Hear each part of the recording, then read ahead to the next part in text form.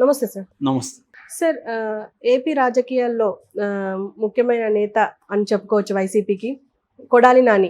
ఇప్పుడు రాజకీయం నుంచి వెళ్ళి తప్పుకుంటున్నారు అని చెప్పి ఒక వార్త వస్తుంది. అది ఎంతవరకు నిజం? అంటే ఎందుకు తప్పుకోవాల్సిన అవసరం వస్తుంది?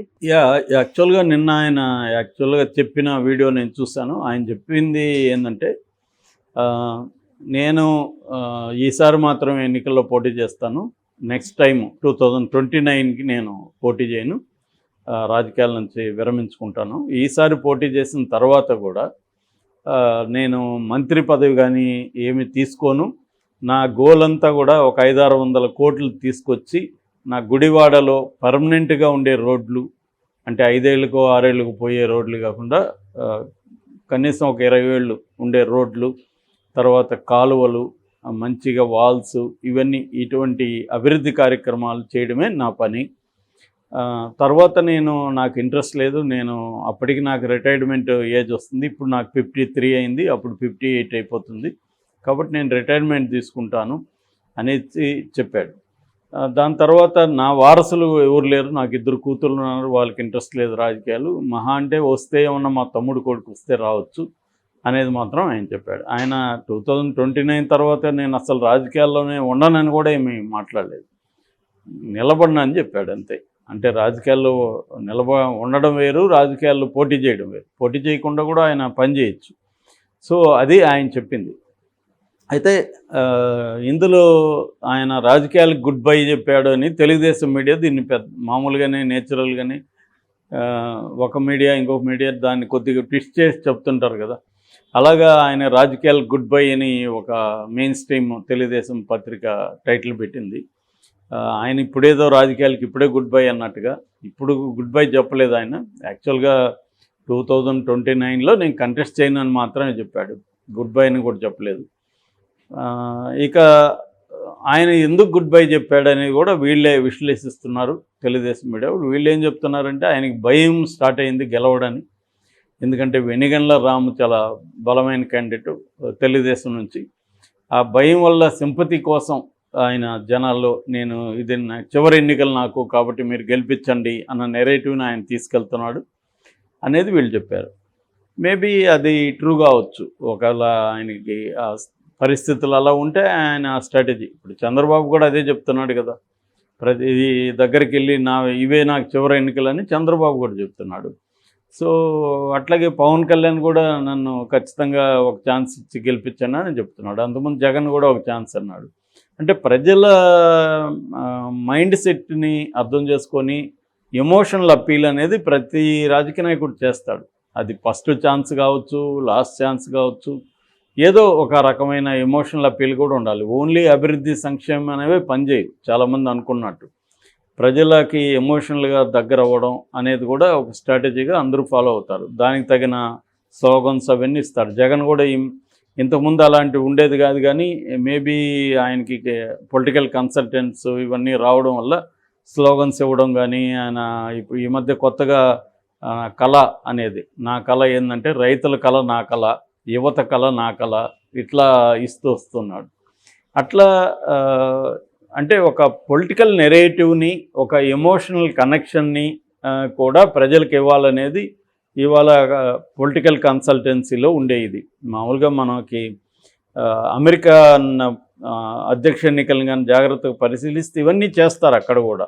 అంటే పీపుల్తో ఎలా కనెక్ట్ అవ్వాలి, పీపుల్కి పొలిటికల్గా ఎలా కనెక్ట్ అవ్వాలి, ఎమోషనల్గా ఎలా కనెక్ట్ అవ్వాలి, వాళ్ళ డైలీ లైఫ్స్లో ఉండే ఫియర్స్ని ఎట్లా అడ్రస్ చేయాలి, ఇవన్నీ అక్కడ రీసెర్చ్ చేసి చేస్తారు. ఆ యాంగిల్ ఇక్కడ కూడా చేస్తారు. మేబీ ఆయనకి గుడివాళ్ళ నుంచే పోటీ చేస్తానని గతంలో కూడా ఇచ్చాడు.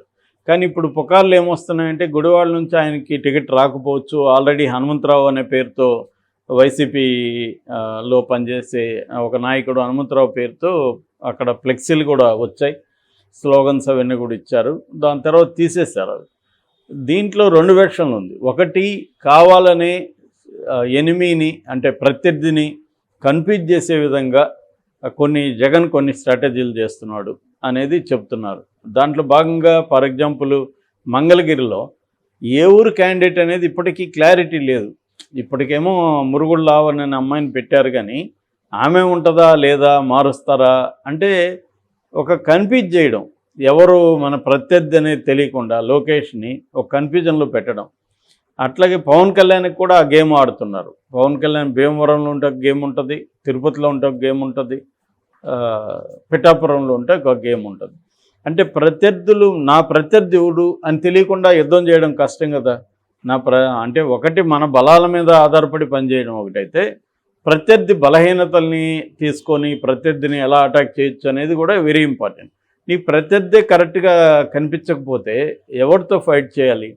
ఇటువంటి గేమ్స్ ఈసారి జగన్ బాగా ఆడుతున్నాడు. అందుకని ఎవరినో పెడతాడు, మళ్ళీ మారుస్తాడు, ఈ కన్ఫ్యూజన్ కొన్ని చోట్ల క్రియేట్ చేస్తున్నాడు. మన కుప్పంలో నుంచి కూడా అదే వచ్చింది. కానీ ఫైనల్గా మొన్నైతే భరత్ని అనౌన్స్ చేశాడు కుప్పంలో. కుప్పంతో పరిస్థితి వేరు. కుప్పం ఏంటంటే చంద్రబాబుని ఢీకొనాలి కాబట్టి అక్కడ గతంలో కూడా భరత్ ఎమ్మెల్సీగా ఉండి మళ్ళీ అప్పటి నుంచి పనిచేస్తున్నాడు కాబట్టి అతన్ని పెట్టారు. వేరే ఆల్టర్నేటివ్ కూడా లేదు అక్కడ. కానీ మంగళగిరి కావచ్చు, లేకపోతే గుడివాడ కావచ్చు, ఇలాంటిదంతా కూడా ఏంటంటే ప్రత్యర్థిని కన్ఫ్యూజ్ చేసే కార్యక్రమాలు కనబడుతున్నాయి. ఆ స్ట్రాటజీలో భాగంగానే హనుమంతరావుని తీసుకొచ్చారని చెప్తున్నారు. నిజానికి నాకు తెలిసిన సమాచారం అయితే గుడివాడలో ఖచ్చితంగా నానినే పోటీ చేస్తాడు. అందుకనే అతను 2 రకాలుగా మాట్లాడుతున్నాడు. ఒకటి డెవలప్మెంట్, ఫ్యూచర్లో నేను ఇలాగా డెవలప్ చేస్తాను అంటే, నన్ను గెలిపిస్తే నాకు మంత్రి పదవి ఏమొద్దు, గుడివాడని డెవలప్ చేయడం మీదే నేను ఫోకస్ చేస్తాను అనే ఒక హామీని అతను ఇస్తున్నాడు.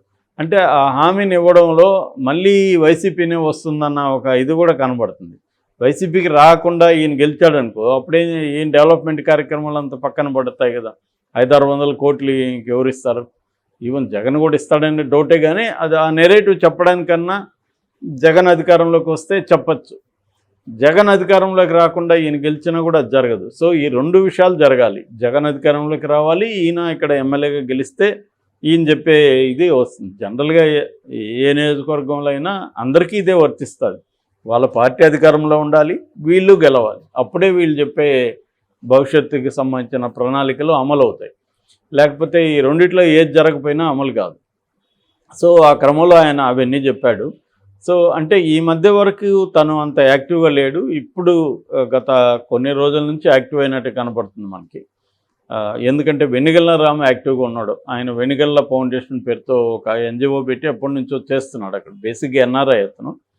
సో తెలుగుదేశం ఎప్పటి నుంచో అతనికి హామీ ఇచ్చింది. అందువల్ల ఆయన వెనిగళ్ల ఫౌండేషన్ పెట్టి అనేక కార్యక్రమాలు చేస్తున్నాడు. ఇప్పుడు అది అతనికి బలం. అంటే డబ్బులు ఖర్చు పెట్టగలడు. ఆల్రెడీ ప్రజల్లో కొంత సంక్షేమ కార్యక్రమాలు వాళ్ళకి చేయడం ద్వారా ప్రజలకు దగ్గరయ్యాడు. ఇప్పుడు అతన్ని ఎదుర్కోవాలంటే నానికి ఉండే ట్రెడిషనల్ బలం సరిపోదు. నిజానికి నాని వెరీ స్ట్రాంగ్ క్యాండిడేట్. వరుసగా 4 సార్లు ఎమ్మెల్యేగా గెలవడం మాటలు కాదు అక్కడ. సో వరుసగా 4 సార్లు ఆయన ఎమ్మెల్యేగా గెలిచాడు. కాబట్టి నానికి స్ట్రాంగ్ ఇది అక్కడ. వెనుగళ్ల రాముకి చాలా డిఫికల్ట్ నానిని దెబ్బ కొట్టడం. బట్ ఎప్పుడైనా కూడా అదేదో అంటారు కదా, చిన్న పావునైనా పెద్ద కర్రతో కొట్టాలని. కాబట్టి అతని దగ్గర డబ్బులు ఉంది. వెనుగళ్ల నాని దగ్గర డబ్బులు ఉన్నప్పుడు సహజంగానే బలం ఉండే అవకాశం ఉంది. కాబట్టి అతన్ని దెబ్బ కొట్టాలంటే ఎమోషనల్గా కూడా పీపుల్ని మీరు డబ్బు తీసుకోండి కానీ ఓటు నాకేయండి అన్న ఒక ఎమోషనల్ నెరేటివ్ని నాని తీసుకెళ్తున్నట్టుగా మనం అర్థం చేసుకోవచ్చు. అందుకనే ఆయన క్లియర్గా నేను 2029లో పోటీ చేయనని చెప్పాడు. రాజకీయాల నుంచి వెళ్ళిపోతానని చెప్పలేదు. ఎందుకంటే రాజకీయాల నుంచి వెళ్ళిపోతానని చెప్తే అతనికి నెగిటివ్ అవుతుంది. రాజకీయాల నుంచి వెళ్ళిపోయేవాడికి ఇప్పుడు ఎందుకు మిమ్మల్ని నేను గెలిపించడం అనే ఒక ఆలోచన రావచ్చు.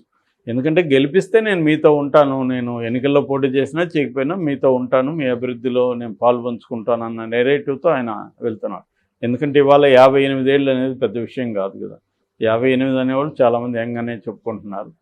కాబట్టి నాని రాజకీయాల నుంచి విరమించుకోవడం అయితే జరగదు. బట్ 2029లో పోటీ చేయనని చెప్తున్నాడు. అది కూడా చెప్పలేము. రేపొద్దున ప్రజల కోసం మళ్ళీ నేను చేస్తున్నాను, ప్రజలు ఒత్తిడి మేరకని వేసేస్తారు ప్రజల మీద వెళ్ళి. కాబట్టి రాజకీయ నాయకులు చెప్పేదాన్ని దేన్ని కూడా విశ్వసించలేము.